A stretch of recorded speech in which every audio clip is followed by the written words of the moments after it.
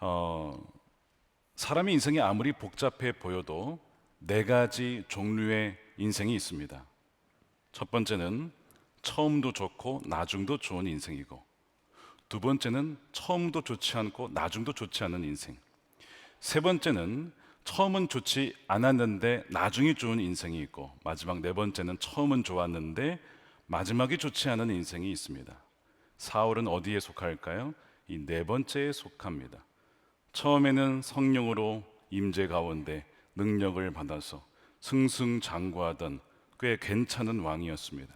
그러나 그의 마지막은 성경에 이렇게 비참하게 죽는 이가 있나 싶을 정도로 참 비극적인 결말을 맞이합니다. 왜 그랬을까요? 이유는 무엇이었을까요? 그것을 막기 위해 우리는 어떻게 해야 될까요? 라는 내용으로 오늘 말씀을 나누려고 합니다. 사무엘상 31장에 보면 시작부터 이스라엘의 전쟁이 시작이 되는데 블레셋이 쳐들어왔습니다. 전쟁은 늘 있었던 일인데 지금까지는 잘 막아왔고 이겨왔어요. 그런데 이날은 대패하는 날이었습니다. 이스라엘의 기록적인 치명적인 패배가 기록되어 있습니다. 이스라엘이 길보아 산에서 결국 후퇴를 하다가 이 길보아 산에서 전멸을 당합니다. 먼저 사울의 아들 요나단, 다윗의 영혼의 소울 프렌드라고 할 수 있는 요나단이 치열하게 싸우다가 그가 먼저 전사를 합니다. 그리고 사울의 나머지 아들이죠, 아비나답, 말기수아, 즉 사울의 세 아들이 전사를 해요. 전세가 불리한 것을 아는 사울이 블레셋이 나를 능욕할 것이다 라는 것을 직감하고 무기든 병사에게 나를 죽이라고 하죠. 그런데 죽일 수가 없는 거예요. 왕인데 어떻게 죽입니까? 그러자 칼에 자기가 스스로 엎어져서 자결을 합니다. 이것이 사울의 마지막 모습이었어요. 이 패배는 두 세대 전에 에벤에셀이라고 하는 지역에서 언약궤를 빼앗기면서 엘리의 아들들이 죽었던 그 치욕적인 그 패배 못지 않은 패배였고, 버금가는 국가적 재앙이었습니다. 어쩌보면 유례 없는 패배입니다. 왕이 죽은 적은 없었어요. 이스라엘의 초대 왕이, 그것도 세 아들과 함께 한 전투에서 다 죽었기 때문에 전례 없는 그런 패배를 맞이하게 된 겁니다. 블레셋은 사울의 죽음을 가져다가 그의 목을 베고 사울의 갑옷을 벗기고 그의 죽음을 그의 아들들과 함께 벳삿 성벽에 매달아 두었습니다. 많은 사람들이 보고 블레셋의 신이 이겼다, 많은 사람들에게, 블레셋 사람들에게 기뻐하라고 그렇게 그의 죽음들을 달아둔 것이죠. 너무나 잔인하고 비극적인 결말입니다. 이스라엘의 군사력은 무너졌고 지도부는 죽임을 당했고, 예전에 블레셋으로부터 빼앗았던 땅은 다시 뺏겨서 점령을 당하고, 하나님의 이름은 땅에 떨어지고 수치를 당하고 맙니다. 이 사울의 죽음은 결코 여러분 기쁜 일이 아니죠. 나라의 총체적 재앙이고 결국 피해는 고스란히 국민들에게 가게 되어 있습니다. 여기 길보아 산에 엎드려진 자들은 누굽니까? 이스라엘의 아들들이요, 이스라엘의 손주들이요, 차세대, 다음 세대들이 다 죽어나간 거예요. 블레셋이라는 외세에 짓밟힌 것이죠. 이스라엘이 망하는 것을 좋아하는 나라들은 좋아했을 겁니다. 누구냐면, 여러분 사사기를 가만히 읽어보시면 이스라엘 민족이 계속 속국이었다는 것을 발견하게 됩니다. 모압, 암몬, 미디안, 블레셋 돌아가면서 이 땅을 점령했어요. 속국이었습니다. 독립한 지 얼마 되지 않았어요. 그 상황에서 다시 블레셋에게 대패를 당한 거예요. 왕도 죽었습니다. 그러니까 이것이 바로 이 사울이 죽었다는 소식을 들었을 때에 다윗이 기뻐한 것이 아니라 슬퍼하며 애도했던 이유입니다. 우리가 다음에 살펴보겠지만 사무엘하를 보게 되면 다윗은 사울과 요나단의 죽음에 너무나 슬퍼하죠. 자, 1장 19절 보십시오. 이스라엘아, 우리의 지도자들이 산 위에서 죽었다. 여러분, 기뻐하는 게 아니에요. 슬퍼하는 겁니다. 비록 나의 원수와 같은 존재였지만 기름 부은 왕이 죽었다. 가장 용감한 우리의 군인들이 언덕에서 쓰러졌다. 이 소식이 가드의 블레셋의 5성읍 중에 하나입니다. 골리앗이 여기 출신이죠. 전해지지 않게 해라. 이 소식이 아스글론 모든 거리에도 전해지지 않게 해라. 블레셋 사람의 딸들이 듣고 기뻐할까? 저 할례 받지 못한 자들의 딸들이 환호성을 올릴라. 알리지 말아라. 여러분, 이 느낌을 여러분 받으셔야 돼요. 다윗이 자기 원수와 같았던 사울이 죽었다고 좋아한 것이 아니라 어느 정도 선이 있었다는 거예요. 비록 나를 죽이려고 했지만 그래도 기본적으로 같은 편이라고 하는 선이 있었어요. 같은 편이에요. 그런데 외세에 의해서 나라가 지금 큰 위기에 당했을 때 개인적인 원수가 죽었다고 좋아하는 것이 아니라 나라가 큰 위기에 빠졌다라고 애도하는 이 다윗의 모습을 보셔야 된다고요. 왜 하나님 마음에 맞는 사람일까요? 바로 여기에서 다른 거예요. 대부분은 야, 꼴 좋다, 거 봐라, 결국 저렇게 되는구나, 박수 치면서 웃으면서 뭐 그랬을 거라고요. 근데 개인적인 원한은 다 제껴두고 하나님 세우신 왕이 죽었다, 우리의 용사들이 언덕에서 쓰러졌다, 국가적인 애도를 표하는 것이죠. 저도 사실 묵상하면서 왜 다윗의 입장에서 사울의 죽음은 기쁜 소식인데 왜 그가 그렇게 슬퍼했을까 이런 생각을 하게 되었어요. 사울을 적이라기보다는 여전히 하나님이 세우신 기름 부음 받은 왕이라고 보고 있고, 또한 우리의 지도자, 그래도 우리 편이라는, 그래도 기본적인, 그러니까 좋아할 수가 없는 것이죠. 좋아할 사람들은 누구라고요? 블레셋, 모압, 암몬, 미디안은 좋아하겠죠. 이스라엘의 패배를요. 여러분 다 아시다시피 대한민국의 지도력은 공백입니다. 대통령은 탄핵을 당했습니다. 대통령 권한인 총리도 탄핵을 당했습니다. 이런 적이 없었습니다. 국방을 책임질, 전쟁이 나면 국방을 책임질 국방장관 없습니다. 나라의 안전을 책임질 경찰의 수장인 행정, 안전부장 장관 없습니다. 법무부 장관도 없습니다. 감사원장 없습니다. 다 없습니다. 지금 대한민국은 신뢰를 잃어가고 있어요. 이 나라가 망하는구나. 투자자들이 외국에서 돈을 빼가고 있습니다. 환율이요 1,500원을 향해 가고 있습니다. 나라가 무너지고 있어요. 여러분 좋아하실 분 계십니까? 나라가 무너지는 게 좋다. 누가 이 상황을 좋아할 사람이 있습니다. 우리나라 기업의 경쟁 업체들의 나라는 굉장히 기뻐할 겁니다. 대한민국이 무너지는구나, 기회다, 잘됐다, 드디어 대한민국의 대표 기업들을 물리칠 수 있는 절호의 찬스가 왔다. 엄청 좋아할 거예요. 최근에 이름만 대면 다 아는 여러분들의 그 우리나라 대표 기업, 아마 집에 하나씩 물건 다 있으실 겁니다. 그 지도부에 계신 분을 만났어요. 제가 물어봤습니다. 여전히 한국이 다른 나라에 비해 기술 경쟁 우위를 가지고 있죠? 제가 이렇게 물었어요.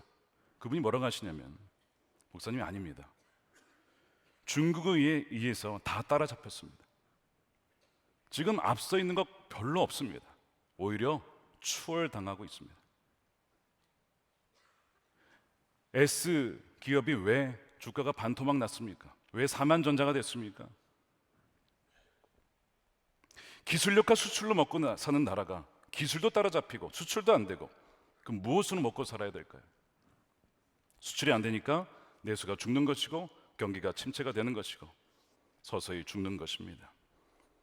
기쁘십니까? 기뻐할 사람은 없겠죠. 대한민국 국민이라면. 왜 이스라엘이 졌는가? 패배 이유가 여러 가지가 있어요. 군사적인 관점에서 보면 전략의 부재이기도 하고, 그러니까 위치를 잘못 잡았어요. 왜 산을 뒤에 두고 전쟁을 합니까? 후퇴하다가 산을 마주치니 죽는 거죠. 전략의 부재예요. 또 하나, 다윗의 부재. 다윗이 있었다면 달랐을 거예요. 만일 사울이 다윗을 죽이려 하지 않고 군대 장관으로 두었다면 이렇게 비참한 패배를 맞이하지 않았을 겁니다. 정치적 관점에서 패배 이유를 보자면 정쟁에 의한 내부 분열이죠. 전쟁의 패배는 사울이 다윗을 시기하여 그의 그 에너지, 군사 3,000명을 계속 다윗을 죽이려고 거기에 에너지를 쏟았어요. 정치적 보복의 결과, 이 나라가 내부적으로 다 무너진 거예요. 너무 심하게 싸운 것이죠. 지금 블레셋에 쳐들어온 줄도 모르고 계속 그러고 있었던 것입니다. 왜 다윗이 사울을 죽일 수 있었지만 안 죽였습니까? 물론 하나님 기름 부음 받은 왕이기도 했지만 기본적으로 같은 편 아닙니까? 기본적으로. 그래서 죽이지 않았던 것인데 어쨌든 내부에는 내부 분열 때문에, 정쟁 때문에 나라가 무너지게 된 겁니다. 원팀이었다면 블레셋이 문제였겠습니까? 모압이 문제였겠습니까? 미디안이 문제였겠습니까? 이스라엘의 패배는 영적인 이유가 있었어요. 두세 대 전에 있었던 에베네셀 전투 패배한 이유와 동일합니다. 그때 왜 졌습니까? 이가봇, 하나님의 영광이 떠나갔기 때문에, 하나님께서 사울에게서 떠나갔기 때문에 동일한 이유예요.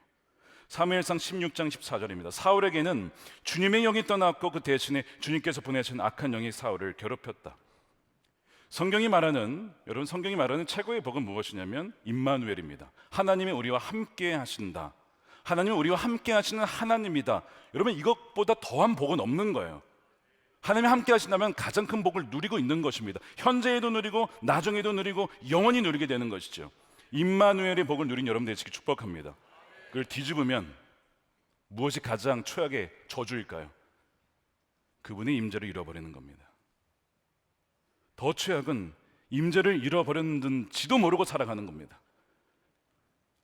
바로 사울이 그러했어요. 그래서 성경은 뭐라고 하냐면 확인해 보라는 거예요. 고린도서 13장 5절이죠. 너희는 믿음 안에 있는가? 너희 자신을 테스트해 보라는 거예요. 시험해 봐라. 너희 자신을 확증하라.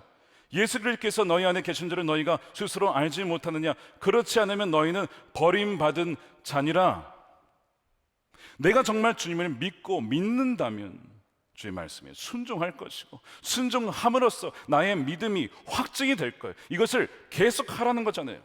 한 번 하라는 것이 아니라 계속 날마다 자신을 시험해보고 확증해봐라. 정기적으로 점검해 보아라. 여러분 안에 주님이 계십니까? 다시 물을게요. 여러분 안에 주님이 계십니까? 하나님이 영이 사울을 떠난 이유가 무엇일까요? 완벽하지 않아서인가요? 아니에요. 여러분, 완벽한 사람은 어디 있습니까? 저를 포함해서 다 허물이 있고 연약함이 있고, 그런 조건을 따지면 여러분 설 수 있는 사람은 아무도 없습니다. 저도 이 자리에 서질 못하는 사람이에요. 다윗도 완벽하지 않았어요. 그도 넘어지고 자빠지고 나중에 또 넘어집니다. 하나님은 완벽한 사람을 찾는 게 아니에요. 어차피 그런 사람은 없어요. 완벽하지 않지만, 그러나 주님과 함께 끝까지 완주하는 사람, 주님만 붙잡는 사람, 그 사람을 찾는 것이거든요. 사울의 문제는 블레셋도 아니고 모압도 아니고 골리앗과 같은 대단한 어떤 장수가 있어서도 아니었습니다. 군사력이 약했던 것도 아니었고, 전쟁의 승리는 하나님께 달려있기 때문에 사울의 문제는 사실 사울 내면에 있었어요. 내부에 있었습니다. 그가 하나님을 떠난 거예요. 역대상에 보면 성경은 왜 사울이 비극적인 결말을 맞이했고 몰락했는지 아주 명확하게 이견이 없이 분명히 제시하고 있어요. 저는 기억하셔야 됩니다. 그 이유가 무엇이냐? 사울은 주님께 신실하지 못했다, 이겁니다. 번역은 이렇게 돼 있어요. 사울은 주님을 배신했다라고 했는데 역대상 10장 13절입니다. 사울이 주님을 배신하였기 때문에, 영어로는 unfaithful이라고 돼 있죠. 그래서 죽었대요. 그럼 뭐가 배신한 것이냐, 뭐가 신실하지 않은 거냐를 두 가지로 얘기합니다. 첫 번째, 주님의 말씀을 지키지 않았다. 두 번째, 점쟁이와 상의하며 점쟁이의 지도를 받았다는 거. 이게 외도의 증거라고 하는 거예요. 그랬기 때문에 주님께 지도를 받으려 하지 않았다는 것이죠. 충격적인 이야기는, 그래서 주님께서 그를 어떻게 했다고요? 죽이셨대요. 누가 죽이셨어요? 아까 자살했다 그랬는데, 그 모든 상황들, 주님께서 그를 죽이셨다는, 그의 나라를 이세 아들 다윗에게 넘기셨대요. 맡기셨대요. 여러분, 이 배신했다라는 이 unfaithful이라는 단어는 성경에서 언제 쓰이냐면 외도할 때, 바람필 때 쓰는 단어입니다. 배우자에게 신실하지 못했다는 것은 처음에 결혼 언약할 때 서로만을 사랑하기로 약속했는데 그걸 지키지 않고 다른 남자 만났다 이거예요. 다른 여자 만났다는 것입니다. 주님은 그렇게 본 거예요. 누구를? 사울을. 사울이 주님을 놔두고 다른 무엇인가를 의지했다고 본 것입니다. 근데 이게 한 번이었다 이게 아니에요. 한 번 그랬다 할 수 있어요. 회개해야죠. 그럼 돌이킬 수 있잖아요. 그럼 용서받을 수 있잖아요. 근데 이 unfaithful이라고 하는 이 신실하지 못했다 형용사입니다. 그의 전반적인 성향과 방향성이 계속 그렇게 주를 돌아서서 다른 것을 기웃거렸던 성향을 가지고 있었던 것입니다. 그래서 주님께서 그를 죽이셨다라고 너무나 통렬한 말씀이 기록된 것이죠. 좀 더 자세히 살펴보겠습니다. 자, 페이스풀 하지 못했다는 거 두 가지 이어서 나와요. 첫 번째, 주의 말씀을 지키지 않았다는 것이죠. 자, 어떤 사건이 있었습니까? 사무엘이 와서 제사를 할 수 있도록 기다리라고 했어요. 제사는 왕의 역할이 아니라 제사장의 역할이므로 그 말씀을 지켜서 아무리 급해도 전쟁을 이기고 싶어도 말씀을 지키는 것이 우선입니다. 근데 사울이 어떻게 했습니까? 기다리지 못하겠다는 거예요. 말씀 지키지 못하겠다는 거예요. 왜요? 내가 생각한 어젠다와 계획과 이 전쟁에서 승리해야 하므로 하나님의 말씀이 어떠하든 나는 무조건 이걸 해야겠다. 그래서 제사를 자기가 드려버리고 말씀을 무시하고 나간 거예요. 왕이라도 넘지 말아야 될 선이 있었어요. 그것이 바로 하나님의 말씀입니다. 선악과 먹지 말아라. 단지 과일에 대한 이슈가 아니라 말씀을 순종하냐, 내 권위 안에 들어오느냐 아니냐의 그 문제거든요. 사울은 그것을 벗어났다는 얘기예요. 그것이 성향이었다는 것이죠.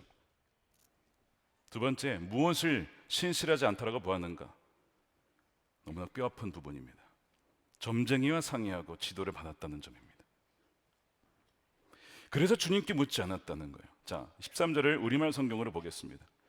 그는 여호와의 말씀을 지키지 않았을 뿐 아니라, 이게 첫 번째 이유였어요. 두 번째, 무당에게 찾아가 도움을 구하고 그래서 여호와께 묻지 않았어요. 아, 여호와께 묻지 않는 거를 주님은 그렇게 여기시는구나. 여호와께 묻지 않으면 다른 자에게 묻겠죠. 무당을 찾아갔대요. 다른 것을 의지했다는 것입니다. 이게 신실하지 못한 거예요. 이 장면이 어디 나오냐면 사무엘상 28장 7절에 나옵니다. 사울은 자기 신하들에게 명령하기를 망령을 불러오리는 여자 무당, 우리말 성경에는 신이 내린 여자, 신내림 받은 여자를 찾아라. 내가 그 여인을 찾아가서 뭐 하겠다? 물어보겠다. 내 인생이 어떻게 될 것인지, 내가 이 전쟁에서 이길지 질지를 거기에 물어보고 전쟁에 나가겠대요. 지금까지 하나님이 사울을 40년간 기다려 왔습니다. 40년. 연약해도 회개하고 돌아올 수 있도록 40년이나 기다려 주셨어요. 근데 마지막까지도 주님께 나가지 않고 무당을 찾아가는 사울을 보며 하나님 얼마나 마음이 아프셨을까? 이것이 비극이에요. 지도자의 범죄는 일반 백성의 범죄와 다 같지 않습니다. 지도자의 범죄는 온 국민들에게 미치게 되어 있어요.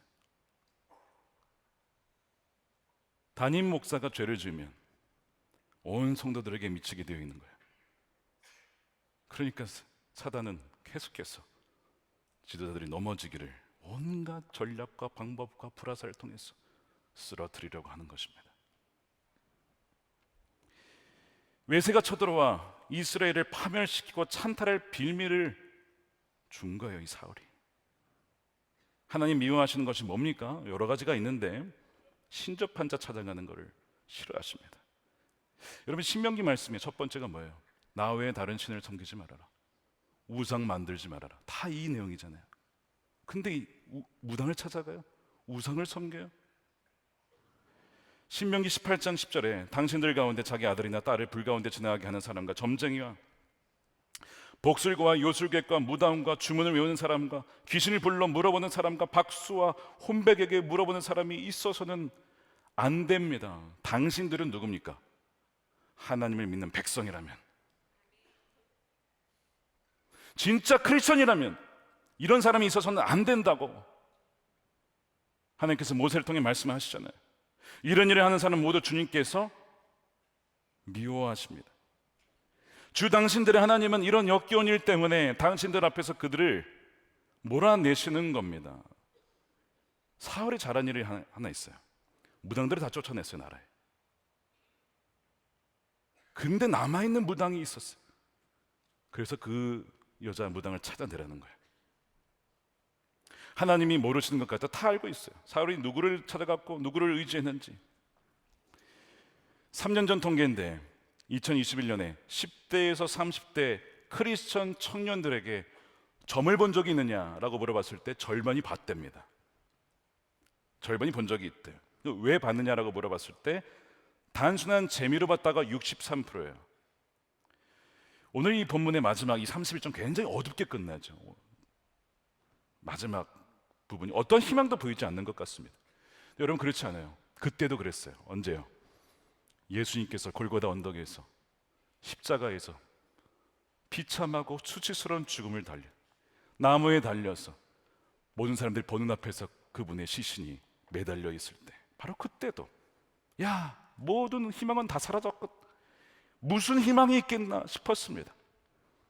예수님은 하나님을 거역하고 고집스럽게 반역한 우리의 죄를 대신하여 비참하게 죽임을 당하셨습니다. 그리고 오늘 이 31장을 보면서 사울의 비참한 죽음과 그 시신이 걸려있는 그 모습을 보면서 누구를 상상하셔야 되냐면 다른 인물이 아니고 원래 우리가 그렇게 되었어야 될 모습이라는 겁니다. 왜요? 거역하고 고집스럽게 완악한 모습으로 우상 숭배한 죄의 결과가 그거라고 하는 거거든요. 우리가 그렇게 죽었어야 된다는 거예요. 근데 우리 사울의 모습을 보면서, 사울의 죽음을 보면서 우리의 마지막 멸망이 저렇게 될 수 있었다는 것을 알아야 됩니다. 근데 여러분, 이것이 나쁜 소식인데 기쁜 소식이 있어요. 복음이 있어요. 뭐가 복음입니까? 우리가 그렇게 다 죽었어야 되는, 하나 예외 없이 말씀 앞에, 율법 앞에 다 정죄함을 받은 우리들이지만 우리를 버려두지 않고 멸망치 않도록 하기 위해 하나님 그분이 아들을 보내줬어요. 이 땅에 보내주시고 우리가 죽어야 될 위치에서, 우리의 자리에서 우리의 모든 죄값을 다 받으시며 수치를 당하시며 모욕을 당하시며 옷을 찢김을 당하며 벗김을 당하며 조롱을 당하며 우리 자리에서 그분이 대신 죽으셨기에 누구든지 그를 믿는 자마다 뭐하지 않고요? 멸망치 않고 그 다음에 영생을 얻게 하려 하심이라. 그럼 이것이 기쁜 소식이에요. 오늘 본문의 마지막은 너무나 어둡죠. 나쁜 소식 같지만 그렇구나, 예수님께서 우리가 죽어야 될 그 사울의 죽음을 대신 당하셔서 진정 더 나은 다윗이신 예수님께서 진정 우리에게 생명을 주시고 우리를 진정 통치할 수 있도록 인도해 주시는구나. 우리가 이것을 믿고 기도하며 나아갈 때에 아무리 어두워 보여도, 아무리 나쁜 소식이 많아 보이고 들려도 결국에는 모든 것을 합력하여 선을 이루시는 하나님의 기쁜 소식이 우리 모두에게 들려지게 될 줄로 믿습니다. 오늘 우리 말씀을 돌아보면서 현재 국가적인 혼돈 가운데 있습니다. 그런데 오늘 이 복음의 놀라운 말씀을 붙잡고, 복음은 우리가 얼마나 흉악한 죄인인지를 알려주면서 동시에 우리가 얼마나 사랑받고 용납받는 존재인지를 말씀해 주는 것처럼 이 어려운 상황 가운데서도 우리가 우리의 죄를 회개하며 고백하며 자복하며 겸비하며 나라를 위해서 함께 기도할 때에 결국에는 더 나은 다윗이신 우리 주님께서 진정한 우리의 왕이 되시며 이 나라를 통치하셔서 전혀 새로운 나라로, 새로운 인생으로 거듭나게 하시는 은혜를 부어줄 줄로 믿습니다. 우리 함께 기도하겠습니다. 처음보다 마지막에 더 복되고 아름다운 인생이 되기를 원합니다. 대한민국도 처음보다, 중간보다 주님이 오실 그때 더 복된 아름다운 나라가 되기를 원합니다. 그러려면 우리의 죄를 함께 우리가 자백하고 우리의 완역함과 우리의 거역함과 그 굳은 마음을 다 회개하고 주님께 내어 드려야 됩니다.